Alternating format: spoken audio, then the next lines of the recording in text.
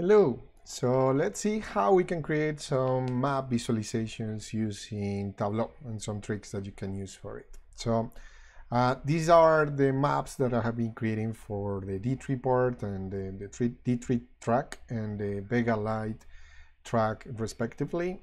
Let's see what we can do with them in Tableau. So this data comes from the Colombian government and it's the census data. So I basically downloaded all of the different cities and departments that we have. And usually when you're facing geographical data, you're going to find two types of data. First, you're going to have data that only contains like a specific column that says this is supposed to be a city and what city is. And then the other type of data is when you have like the full shape of the data and you want to do things with that. So let's start with the easier one. So let's open Tableau, and then I did a lot of data pre-processing with this to try to convert it into the two formats that we are going to use. So let's say that the first one that I want to load, and let's see if this one works, is we think I put it like here in my workspace, Navio datasets, and then like, oops, just one please, this one that it contains the census data. So this is just a regular table. As you can see, it has the city name and department name, but apart from that, it has latitude and longitude. So let's see what we can do with that. So the easiest thing that you can do is when you have the latitude and longitude. So in that case, you just open your data, and if you try, you can even just draw this in here and say, one is going to be latitude for the I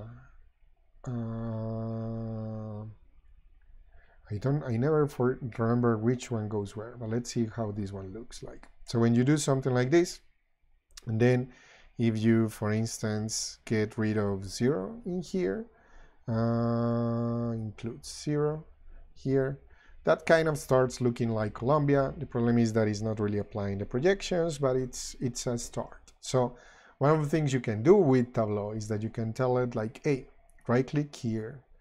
Let's change the geographical role of this, and let's say that this is going to be my longitude and this is going to be my latitude. And it seems that I actually put them in the right position. So when you do that, it is very nice because now you can just double click this, double click the other one, and then Tableau will show your dots and on top of map using a service that they have in there. So if you have that, that's kind of like the most accurate that you can get.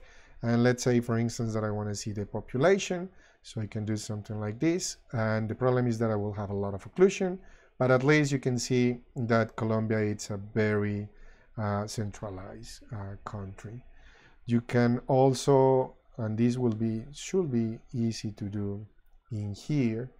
I wonder if I can, oh, and then I don't see how to sort it.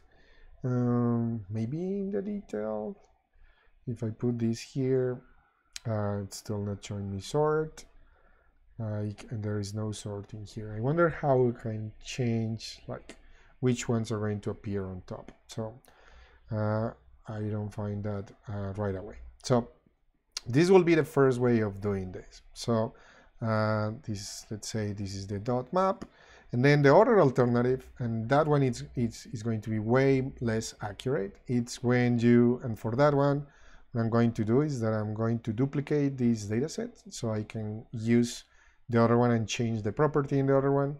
Is that if you see, I added the municipio, but not this one, but the name of the municipio and the department of the municipio. So when you see that, then here are all the cities in the Amazonas state or department. So one of the things you can do is that you can tell it that let's start actually with the municipio, and let's see what that does. So let's say that this is going to be geographic role and that this is going to be a city. And when you do that, and then let's clear, oops, I didn't know you can expand that. So let's put that back in. So let's clear the geographic role of this so it doesn't cheat and try to use that as latitude, longitude. And then when I double click this, then it will try showing a map. And then as you see, this data should be of Colombia, but it's quite interesting because it managed to find a lot of cities that have something similar in the US. So something else that helps a little bit is if you say, this is going to be my equivalent of the state. In that case, it's still being really bad. So what we can do is like, let's try, I think this should help, is that we can create a calculated field. And let's say this is going to be my country. And let's say that the value of that is just going to be a constant that says Colombia. And let's write it in the Colombian way and see what Tableau thinks. And then I'm going to say that this one is going to be the country. And with that, did that work? Let's try adding this one. Now that looks better, and this looks better now. So now, but if you actually compare it with this, it could be less accurate. Probably there are some of them that are not in there. You can add again the other, like the size in there for that, and keep on having these elements. Now, the third one, like this is dot map by city. So the other thing that is very useful, and I recommend you doing, is that I actually don't like the maps that Tableau uses in here. Like they are very basic, and when you start getting, for instance, here in Bogota, like you don't get much information out of that. So you are used to having Google Maps, and when you jump in, you have like a tile that shows you like streets and things like that. So one way of getting that is by using Mapbox. So if you go and create an account on Mapbox, and then let's see if I can get into that. You can create a free account. It's a service that has a price, but you can use it for a significant amount of resources and still be on a free account. So I have gone in there and I actually created a bunch of maps, especially when I was doing some lectural visualizations. And I wanted to show like very specific sectors of Bogota. And these were like the voting sectors. And one of the things you can see is that it has this nice effect that when I go in there, like I really love this, for instance, that when it has enough space, it will repeat the name across each one of the districts. So it works very well. And if you want to use that in Tableau, you just go here on Share, Third Party, and then you select that you're going to be using this on Tableau. Then you copy that in here. Then you go in Tableau and say Map, Background Maps, and then you say I'm going to add a Mapbox map. And you just put in here what is the name. And then you say, like, for instance, these streets or something like that. For a reason that I don't understand, you have to repeat that a lot. Now the beauty of it, and actually this is quite nice because it's showing me that this is really cool. So actually, Bogota, like this dot should be, oh, interesting. And where is the dot for Bogota? So it actually didn't get the one for Bogota. That is quite interesting. I wonder if maybe changing in the locale, that is something that I have to do a lot because that might have a tilt, and because of that is not getting Bogota, like that part. So again, it's way easier if you actually do it with latitude and longitude. But what I wanted to show you is that, as you can see, now we have a map, and it even has street names and things like that. You can zoom in and start seeing all of those details. So actually, this makes for a way better product for that. So I recommend you doing that connection. Now, the final way that you can use maps on Tableau, and I just realized about that looking at the documentation, is that you can also connect to spatial data sets.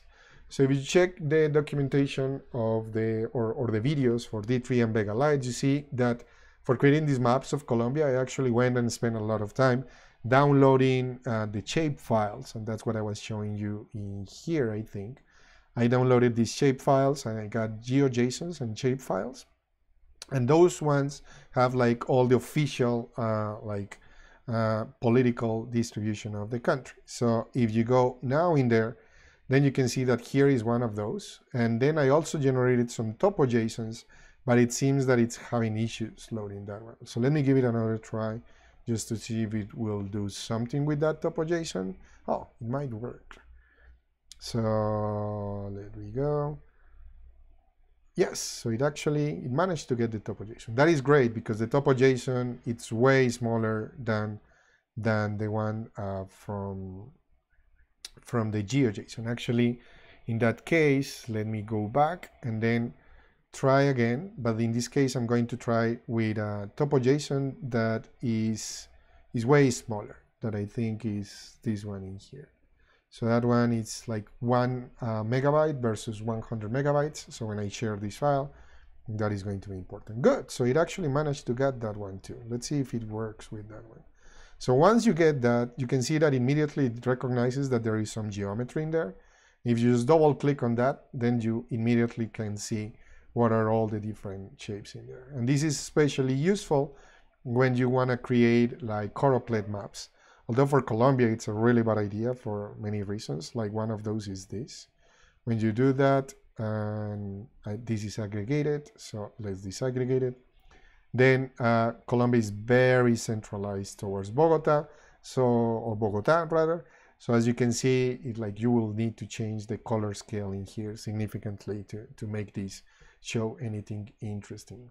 But you can play a lot with this. Like for instance, let's say that you want to color code by departamentos, and then you have this very clownish map, but at the same time, it shows you the power of it. Now you can start playing with those shapes and start adding different elements in there, even like doing filters or things like that, and removing the background or things like that. So hopefully this can be a good introduction for you to get started doing maps with Tableau.